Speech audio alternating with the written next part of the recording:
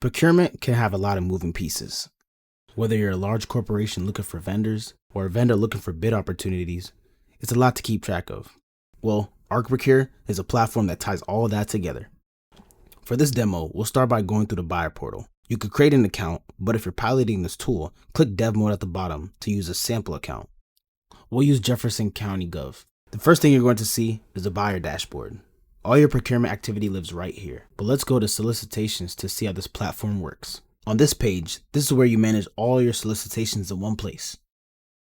At the top, you can either choose to view a demo sample, create with AI, or do it manually. But to make things easier, let's create with AI. In this tab, this is where you put all your information regarding your request. For this demo, we'll use the HVAC replacement to use as our sample. Down below, in the summary section, this is where all the information we will use for our solicitation. Now, let's click Start Guided Build.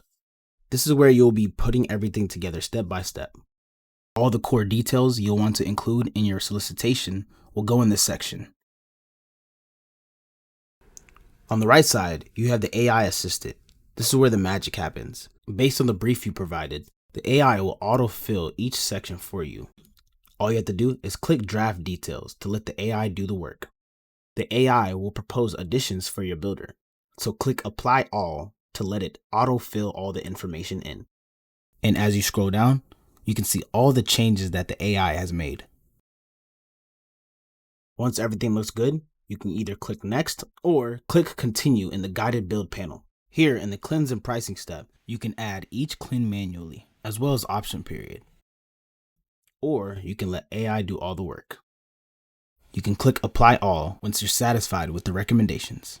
AI has built our entire CLIN structure. Each line item has a CLIN number, a title, and a line type. You can also add option periods at the bottom. If you would like to make some changes, you can also chat with AI to make specific updates in the chat section in the panel. In the same manner, the AI will propose its changes, and all you have to do is click Apply.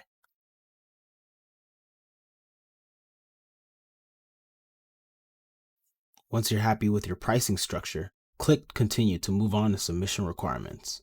You can either load a template or start from scratch, but let's use AI to draft this section. Now we click Apply All to approve the changes. In the submission requirements, each section has specific fields that the vendor will need to fill out when they submit their bid. You can edit any of this manually or add your own fields based on what you're looking for. Now let's continue over to evaluation factors. This is where you define how you're going to score the vendors. You can add factors or you can get it drafted through the panel. Every factor is weighted, documented, and traceable. You can adjust the points for each section based on the value. And to make things more efficient, you can link features so that each factor is directly tied to the submission fields that the vendor fills out. You can also do the same with CLINs. If anything is missing, you can add an evaluation factor at the bottom, or you can use the chat section to do it. And once you're done, you can change the views to have a better overview of everything. And finally, we have the timeline. This is where you set all your key dates, such as questions due, proposals due, presentations, etc. Once you fill all these in, the platform generates a visual timeline so everyone knows exactly where the procurement stands. And the last step before publishing is review and submit. This is where you do a final read-through of everything you have created. You can scroll through and see exactly what vendors will see once this goes live. And when you're ready, click Create Solicitation. And just like that, it's been created. On this screen, this is what vendors will see when looking for bids. You can cycle through to make sure everything looks correct. If you need to change anything, click Edit at the top right corner and adjust as necessary. Once you've made sure everything looks correct, click Publish so that you can start looking for vendors. Now let's say the buyer wants to change something in the solicitation. That's where amendments come in. You have two options: statement only, which lets you add a clarification or notice, or Edit Solicitation, which lets you modify it. So let's choose Edit Solicitation. It takes you right back into the builder, except now every change you make is automatically tracked and recorded as an amendment.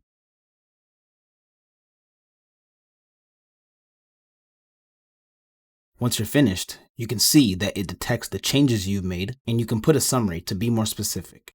And once you're done, hit Create Amendment and vendors are notified. On the vendor side, the amendment shows up as an action required. And in My Bids, it is flagged in the solicitation. And the vendor will now see that there is one amendment. And here, they can see exactly what changed: the summary, the specific field that was updated, and a timestamp. They review it and hit Acknowledge before they can move forward. Now let's transition over to the vendor portal. Let's start by clicking Sign In at the top right corner. You can use the Dev Mode feature for a quick demo. We'll use the Apex Construction Group for this example. In the vendor dashboard, this is what the vendor sees when they log in: a brief overview of their activities. In Solicitations, here's where vendors can bid. You can see the City Hall rooftop sample we created is at the top. Once they click Start Bid, the first step is the CLIN pricing. This is where they fill in their price for each line item. The structure was already set from earlier, so all the vendor has to do is enter their numbers. Also, one of our newest features is the Q&A section within the bids. You can see towards the center of the screen, there's a Q&A tab that you can click on, and it pulls up a Q&A panel.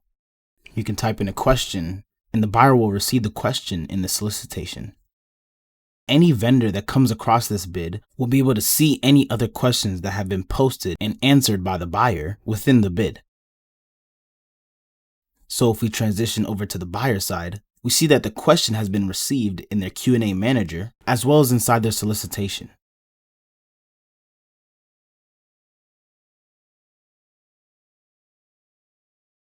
Now the vendor is on their submission requirements.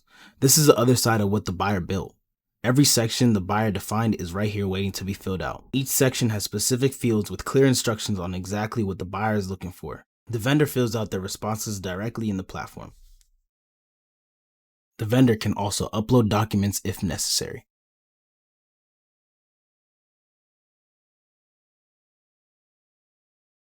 And finally, the vendor lands on Review and Submit. The vendor makes their final agreements, and once everything looks good, they hit Submit Bid and it goes straight to the buyer. So now, let's jump back to the buyer portal. This is the same solicitation we built earlier, except now it's live with a bid in hand. Opening the bid pulls up everything the vendor submitted, their CLIN pricing breakdown, and every submission response. Each factor we set up earlier shows up with its own scoring scale. You can rate it from outstanding to unacceptable. You can also reject a bid by clicking this button, and after rating everything, it all accumulates into one overall score at the top right. You can also rank it based on its score. And as you can see here, the vendor is ranked. But to understand this section more, let's submit another bid. After submitting another bid, you can see it now shows 2, indicating that there are now 2 available vendors on this solicitation. Now with a second bid in, you can see the ranking system in action. Every vendor gets scored against the same standard.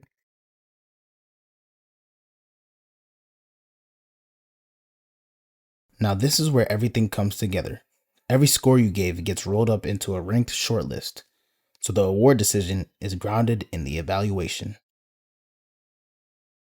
You can view the same evaluation by factor or by vendor, so you can see everything one bidder submitted across every factor in one continuous flow.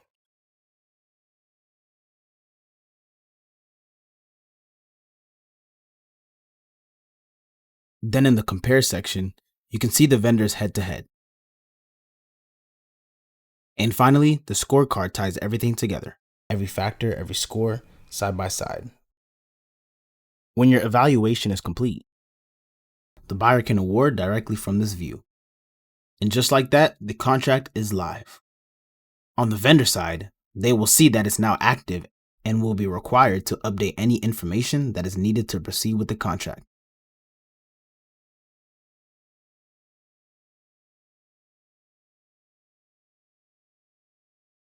Similarly, on the buyer side, they will be obligated to complete any steps that are needed to proceed.